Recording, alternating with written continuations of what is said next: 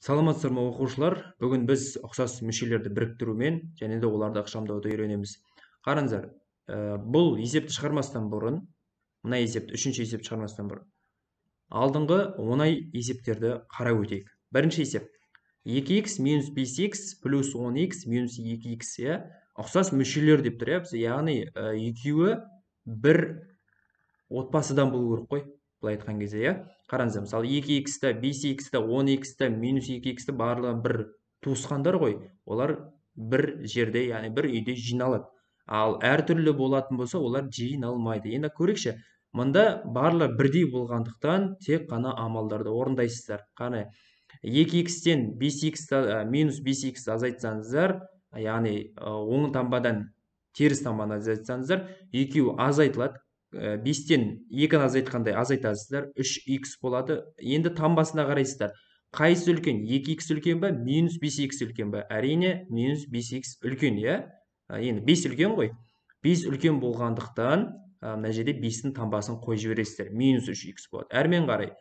Плюс 10х, минус 2х. Бұлар да бірігеді қазір. Енді келесі амал минус 3х пен плюс 10х. Екеуі таңбалар әртүрлі, сондықтан азайтылады. 10-нан 3-ті азайтсаңдар 7х болады. Енді таңбасы қайсы үлкен? 3 үлкен ба, 10 үлкен ба? Әрине 10 үлкен. 10-ның таңбасы бізде 10, сонымен 7х болып қалай береді. Азайтылған 2х тең болады. 7х-тен 2х-ті азайтсақ, ол өте оңай, 5х болады. Осымен біздің ұқсас мөлшерлеріміз біріктірілді және де өрнекті ықшамдадық. Сонда жауабы 5х екен. Енді екінші есепке қарайық. 10х азайтылған 8xy азайтылған 3xy. Мына жерде қарасаңыздар, 10х-те ұқсас мүше жоқ, тек қана минус 8xy пен минус 3xy бірігеді. Бұлардың таңбасы маңызды емес, маңызы туысқандар болу керек. Мынада да 8-дің қасында xy бар, 3-тің қасында xy бар. Яғни бұл екеуі бірігеді. Ал бірікпейтін 10-ды солаймен көшіріп қоямыз. 10х азайтылған, екеуі де теріс, яғни екеуінде таңбасы бірдей, сондықтан екеуі қосылып кетеді. Минус 11xy болады. Бұны ықшамдайтын болсақ, екеуінде де не бар, соны көрейікші. Мысалы, қараңыздар, мынада x бар, мына жақта да x бар. Яғни мен қазір x-ті жақшаның сыртына шығарып жіберемін деген сөз. Енді x-ті жақшаның сыртына шығарайық. x жақшаның ішінде не қалды? 10-ның қасында x кетіп қалды, тек қана 10 қалды. Азайтылған. Мына жақтан x кетіп қалды, минус 11y-тің өзі қалды. Біз өрнекті ықшамдадық. Енді негізгі есепке оралайық. Мынау сіздерге түсінікті болды деп ойлаймын, Енді қай мүшелер бірімен бірге соны көріп алайық. 2a кубпен мына жерден плюс a куб екеуі бірігеді. Тағы да қайсылары бірігеді?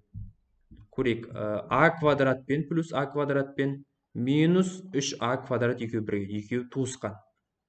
a квадраттар бар арасында. Әрмен қарай, минус 17 мен минус 80 екеуі де сан, яғни бұлардың айнымалары жоқ. Үшінші бізде не қалып қойды? Минус a-ның өзі қалып қойды. Бұл ешқандай санмен мұндағы берілген мүшемен бірікпейді екен. Сонымен бірігетін сандарды қазір біз теріп жазамыз. Сонымен 2a куб плюс a куб. Екеуінің таңбаларын қарап алайық. Екеуінің таңбасы 10, яғни екеуі де қосылып кетеді. Сонда бұлар 3a куб деп өзгеріп кетеді. Мынаның алдында 1 бар деп есептеп, 2-ге 1-ді қойсаңдар 3 болады, сонда 3a куб болады. Әрмен қарай қосылған, қазір қосылған ба, азайтылған ба, оны да білеміз. Қазір мынаны жазбай тұрайық, қосылған деп. Келесі, a квадратпен плюс a квадратпен минус 3a квадратты екеуін азайту керек. Себебі не үшін десеңіздер, a квадраттың алды плюста, 3-тің алды минус. Сондықтан екеуі 2 таңбалы болғандықтан екеуі азайтылады. Какта 3-тен 1-ді азайтқандай азайтасыздар, 2a квадрат болады. Және де таңбасы қайсы? 3 үлкен ба, 1 үлкен ба? Мына жерде 1 бар деп есептейсіздер. Әрине 3 үлкен, сондықтан 3-тің таңбасы қояды. Минус 2a квадрат болды.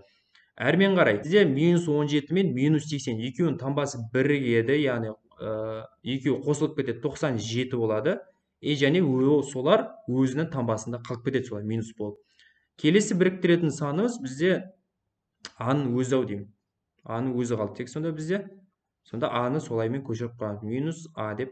Міне, осылай жауабын қалдырсаңыз болады, немесе қазір жақшаның сыртына ортақ мүшені шығаруға болады. Ортақ мүшені шығарып көрейік. Тең болады деп жалғастырайын әрмен қарай. 3а кубта а бар, а квадрат бар. Мынада а квадрат бар, бірақ мынада а квадрат жоқ. Сондықтан жақшаның сыртына тек қана а-ның өзі шығады. Яғни а кетіп қалса 3а квадрат қалып қояды. Азайтылған 2а қалып қояды да, а-ның өзі кетіп қалғандықтан 1-дің өзі қалып қояды, -1. Жақшаның сыртында -97 болып қала береді. Болды, өрнекті осымен ықшамдадық. Есеп шықты. Есеп ұнаса каналға тіркелеміз және де төменге қарай комментарий жазып кетеміз. Жақсы, сау болыңыздар.